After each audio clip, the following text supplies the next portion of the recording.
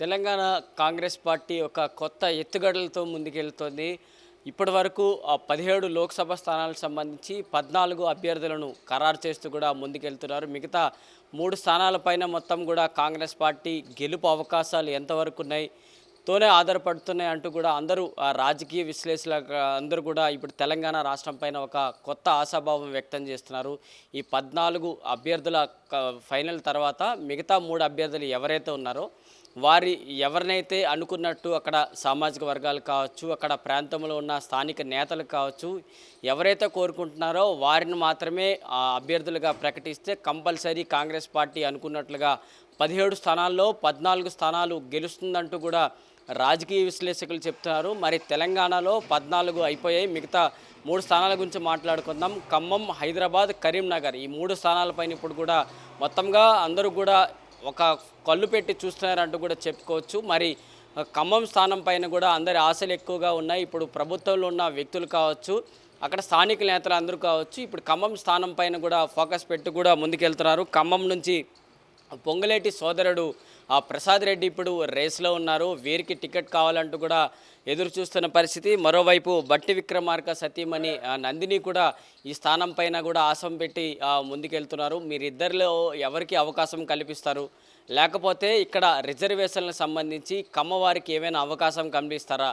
ఇంతవరకు ఈ 17 లోక్సభ స్థానాల్లో కమ్మ రిజర్వేషన్లకు సంబంధించి కమ్మవారికి ఒక్క స్థానం కూడా కల్పించలేదు. కాబట్టి ఈ స్థానం కమ్మవారికి అవకాశం కల్పిస్తే కంపల్సరిగా అనుకున్నట్లు కొత్త పేరు అయితే ఇప్పుడు తెర మీదకి వచ్చే అవకాశాలు అయితే కనిపిస్తున్నాయి. ఆ పేరు ఏంటంటే ఇప్పుడు వంకాయలపాటి రాజేంద్ర ప్రసాద్ పేరైతే వినిపిస్తోంది.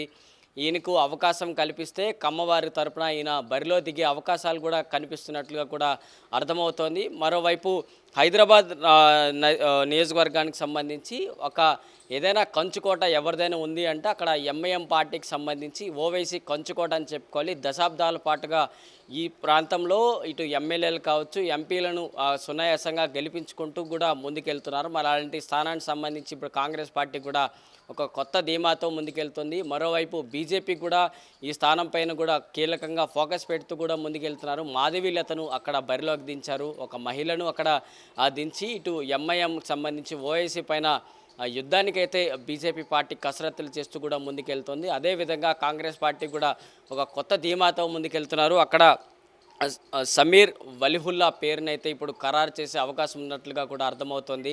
హైదరాబాద్లో మరోసారి ఇటు ఓవైసీ గద్దెను అక్కడ కొట్టడానికి మిగతా పార్టీల నుంచి ఇప్పుడు ఏ విధంగా ఉండబోతుందో చూడాల్సిన అంశాలైతే కనిపిస్తున్నాయి. మరోవైపు కరీంనగర్ స్థానానికి సంబంధించి ఇక్కడ 2 సామాజిక వర్గాల నుంచి అయితే ఇక్కడ పోటీ అయితే గట్టిగా వినిపిస్తుంది. ఒకటి వెలమ, మరొకటి రెడ్డి. ఈ 2 సామాజిక వర్గాలకు సంబంధించి నేతలు ఇప్పుడు తెర మీదకి వస్తున్నారు.